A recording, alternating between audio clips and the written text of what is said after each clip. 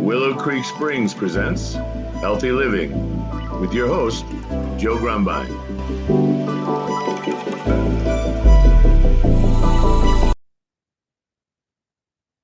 Well, hello, and welcome to the Healthy Living Podcast. I'm your host, Joe Grumbine, and today we've got a very special guest.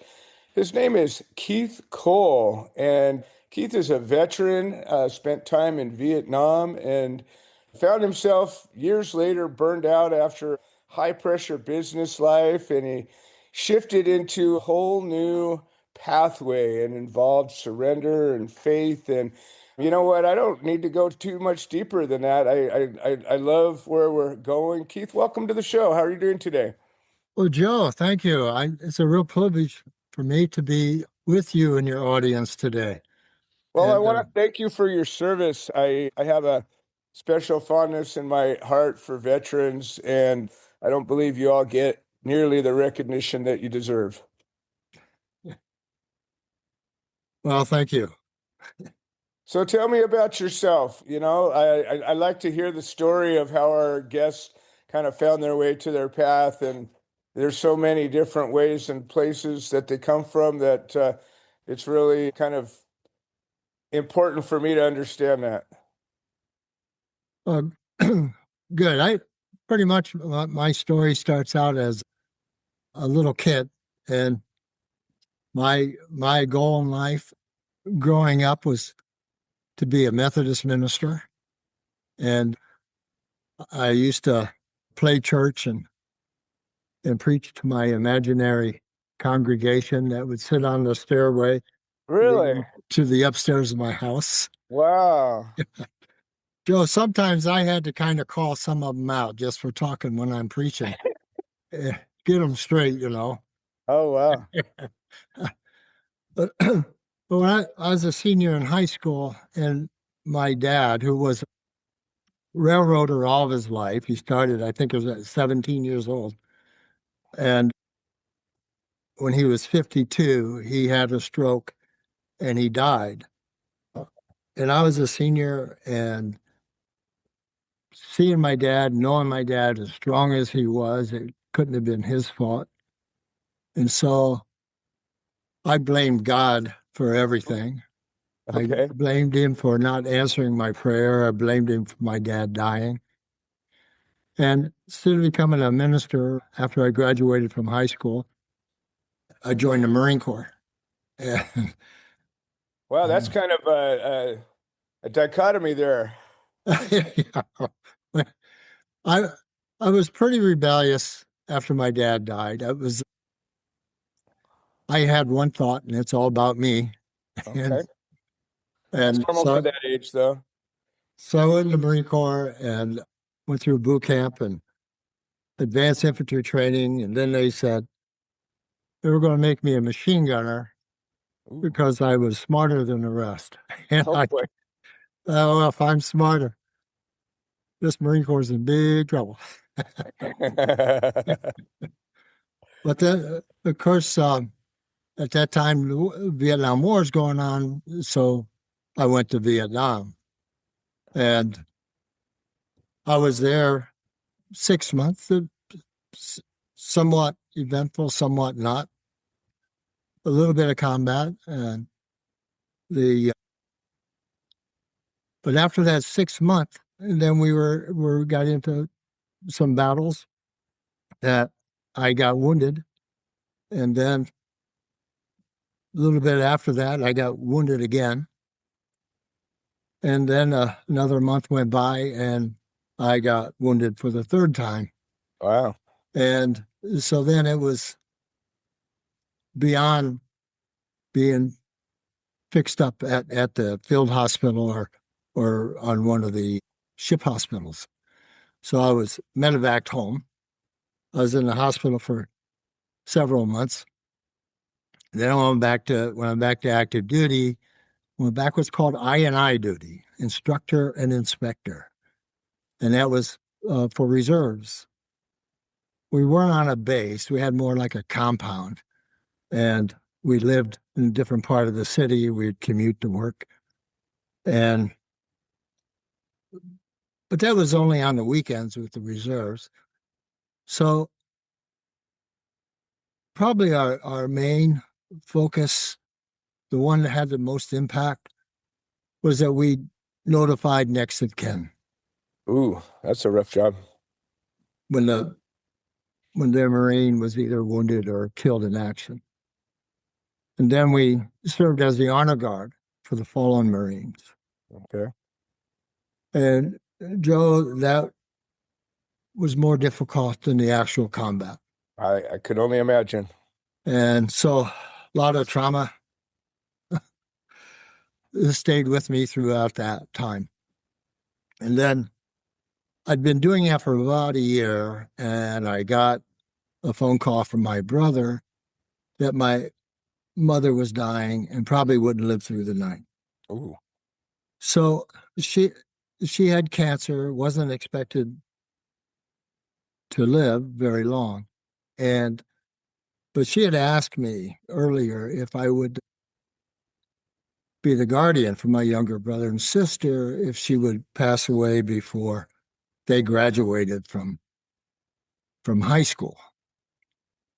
So when they died, my sister was 13 and my brother was 11 and I was 23. Oh, So boy. I wasn't much more a kid than they were, Right. just a little different experience than them. And Yeah. so I applied to get out of the Marine Corps, and the Marine Corps went along with that. I got out and I became their guardian. It wasn't a matter of raising my brother and sister. My mother already had a pretty good start on that, so that wasn't a concern. But I was their guardian, and I had no idea what I was doing. But It's all right. Your mom probably didn't either. yeah. Uh, so the next thing I had to get a job. I worked in a factory for a while, got fired from that, and then I got another job in a different factory, and I got a little smarter then. I quit before they fired me. Getting good at this game. Yeah. But I started learning how to do income tax returns. And so I thought, well, I really like this. I'm going to go to college and become an accountant, which I did, but there I wasn't blessed with a huge bucket of money or anything. So I worked every day I was in college. Took a while to get through. Sometimes I worked part-time, sometimes full-time. And I became a CPA. Always had clients on the side, regardless of what type of job I had, whatever I was working at. So I worked full-time. I had my own clients. And then eventually I just went full-time on my own and started learning again what, more stress was like. And it all started just piling up. I was still having nightmares from combat. I had nightmares from notifying next of kin. I had a pile of stress from being a guardian. From my business, then started really business to me at the time. It just felt like a calling. As I'm doing people's income taxes, I'm helping them get out of issues and to save money on their taxes. And so I was good at that, and I really enjoyed it. And then as time got on, it just became an awful lot of pressure as well. And there was one night I was alone in my office, and I reached I had a bottle of scotch in my bottom left-hand desk drawer, and my escape mechanism was to get that bottle out and take a drink. And that's what I did this one particular night. And everything was coming to a head, I guess. everything was just had piled up all these years into what I guess you could call a breaking point for me. And so when I took the bottle out, I just drank from the bottle and then I put it back on my desk and I reached for it again and I thought, no, I can't. And I remember I said something about I can't do this anymore. And I slammed the bottle down, if I remember right. And I cried out to God to help me and to forgive me for all that I've done. Uh, and I spent a lot of time that rest of that night with pretty much my face on the floor praying. I I can tell you, Joe, it's a Marine doesn't like to admit being broken. Right. That night I broke. Mm. And normally, surrender would be a dirty word, Right. something you don't think about surrendering. But I didn't surrender to an enemy.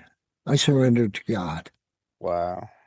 And after that, I started writing pretty much to myself what in the world I had done these last 50 or so years that just piled up all of a sudden and, like kind of like an avalanche hit me. And as I was writing that, I started thinking, well, I'm not the only Vietnam vet around here. All And right. in fact, I'm not the only combat veteran. And I thought, well, wait a minute. My story you don't have to be a combat veteran. You don't be any type of veteran. Mm. There's plenty of stress to go around in this world. There's plenty of, No shortage. Yeah. there's a share for everybody. And I just thought that perhaps my story would be useful if I spread it and see what could help others. So as what I actually did then with the book to turn it into a book, I took my story, my memories, my pain, and my redemption, and I poured it into a fictional Marine that I called Kevin Casey. So all the names in the book are fictitious, but the pain and misery and the redemption are all mine. Was there some significance to why you chose that name, or was it just a name out of a hat?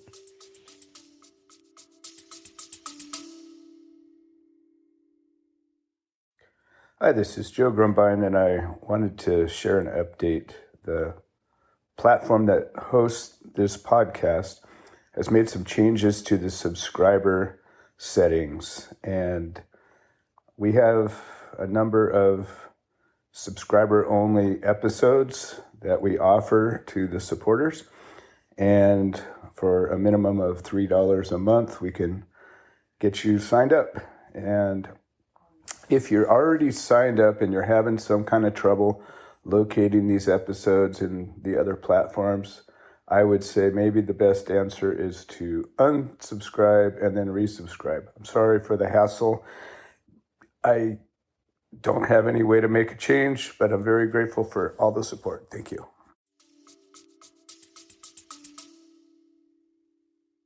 Well, Kevin Casey is Casey. I'm Keith Cole. Oh, got it. Okay. All right.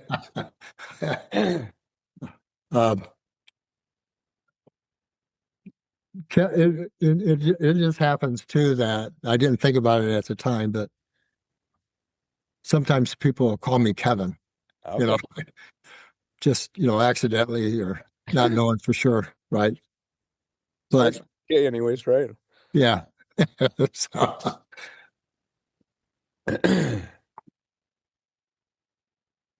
But in the last chapter of the book is what I call APRAISER. which is an acronym for an eight-step process. And so it's just, I can just quickly say it's action, prayer, read scripture, inscribing, which is writing in a gratitude journal, seeing, which is visualization, exercise is for E, and the R is rest. Okay. And so they're all, each one of those items is grounded in scripture. So there's a Bible verse that goes with each one. And so after 7 days, and then they move to the second week, it happens to be 12 weeks long, but the second week, then the verses change. But every verse, every day is grounded in scripture. And a type of things like action. So if you're in a high-powered position, whether you're self-employed, corporation, or whatever it might be, however, we all have some sort of pressure on our jobs. But if you're like I was, is that this is my job, this is my business, I'm going to do it, it's going to be done my way. Sure. Right. And so it's not just charge, it's charge and keep charging, keep going. If I have to do an all nighter, so what? I do it. Tax season, if it went 10, 12, 16 hours, or even occasionally overnight, then so be it. That's had to be done. And that going on and moving with strength like that works until it doesn't. Right. And as it works, but that type of go get 'em will not heal anything. And so the discipline that it takes to go through the APRAISER list and to do it every day for 12 weeks, it's a simple process, but it also helps to bring discipline into a person's life. And so like the very first step is action. And so instead of do everything until you drop over, with that action, when I make out my action list every day of what I'm going to accomplish in this very day, I do it with prayer and guidance from God. And I do it with that particular scripture that is for that week. So, and that's how each one of the elements of that list work. That sounds powerful. So kind of the idea of this is it's a program to help people heal themselves and kind of find their best them and live a better life. Absolutely, it makes a better life, in my opinion. And they not necessarily heal themselves. I think with burnout, extreme stress, things, I think people shouldn't go it alone. I believe that they can and should reach out to somebody they trust, whether it's a friend, clergy, a therapist, someone in the medical field, or a small group. But I think that going it alone probably is not the best way. I think you're right. I think community is really important, and I think we're designed that way. I think, we were created from the very beginning. God gave Adam a companion right off the bat, and we've always been. We're not really solitary creatures.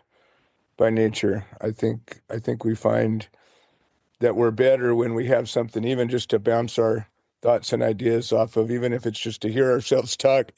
You got to say it to somebody for it to work better. Yeah, absolutely. I agree with you.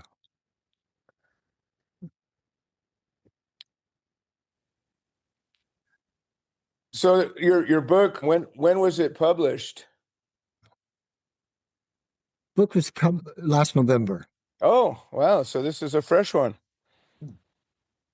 and How long did it take you to compile all your thoughts and put it together? I know, a lot of people, myself included, we've got stories that could make a good book, but to go from that to, actually writing it down and getting it published is like, walking across a cable bridge across a, mile wide canyon. We just don't do it.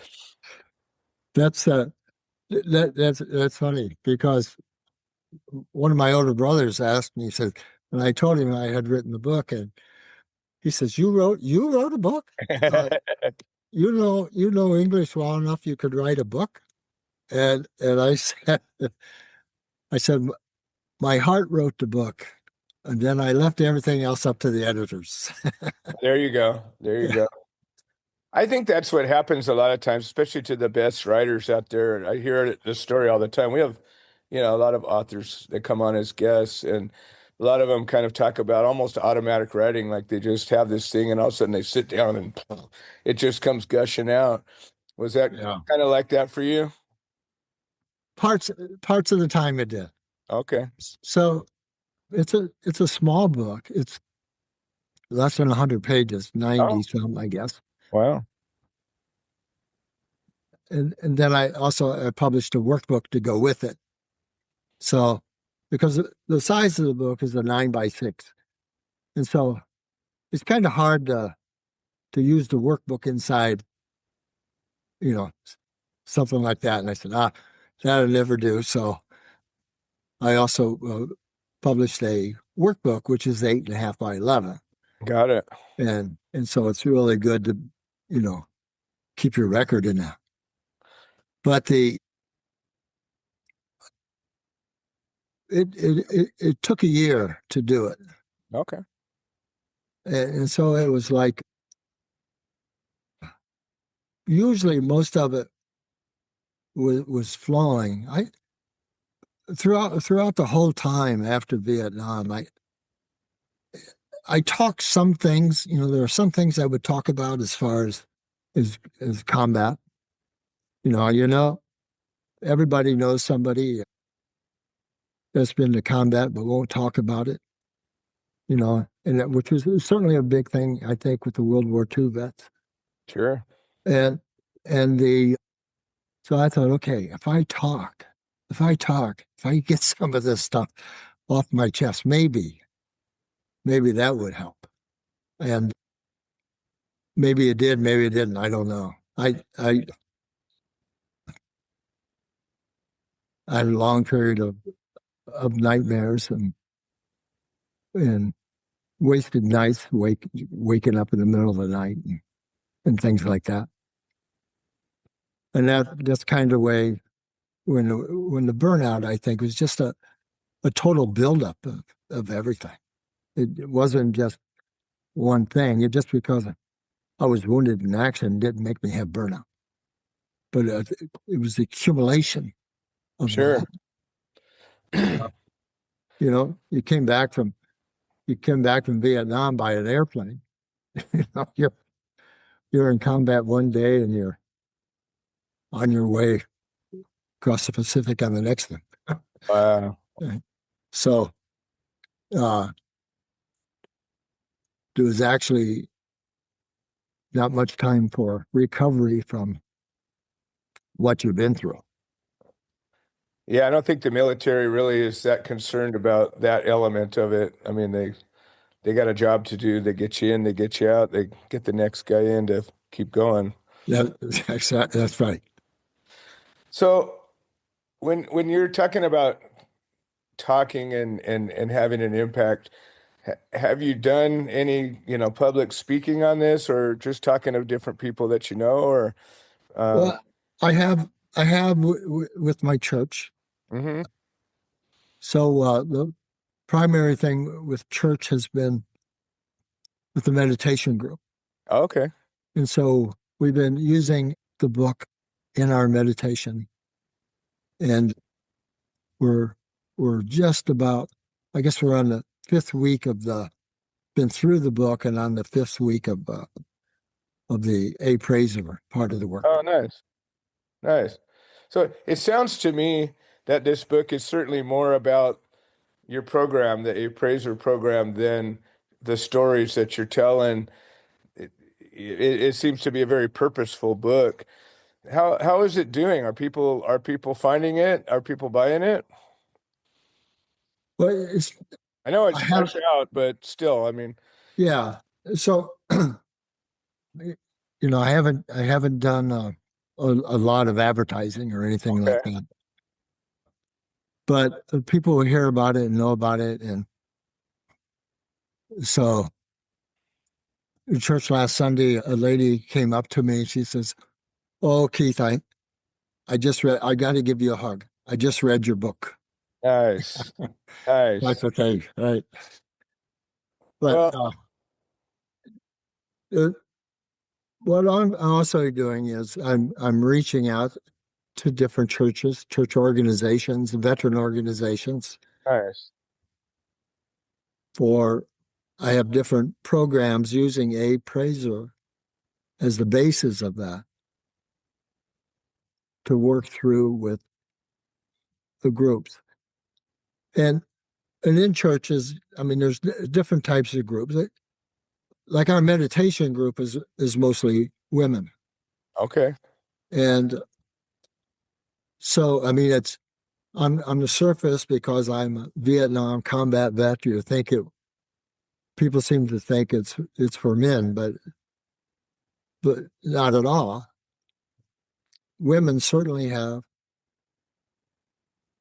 burnout as well as men do. sure. They got to put up with all of us men. Well, that's enough to do it. I know. Ask my wife; she'll tell you. Yeah, yeah, yeah. So it sounds like you're really off to a good start with this. You've taken your life, you had your moment of, let's call it redemption and inspiration. I mean, it seems like when you had that breaking point, God kind of came in and replaced despair with some purpose, which he seems to do a lot. Yes. It always seems that when we get pushed to our breaking point, I had a breaking point, with cancer, almost dying, and I, came to a similar spot, and that's one of the reasons I do this podcast is to share my stories and help others do the same to be a light out there and help people. It sounds like you're just getting off to a good start with this program. I'm kind of excited to hear about how it goes. I make this offer to many of my guests, but I'd certainly like to have you back in a while as it's getting a chance to develop to hear about the progress of it all.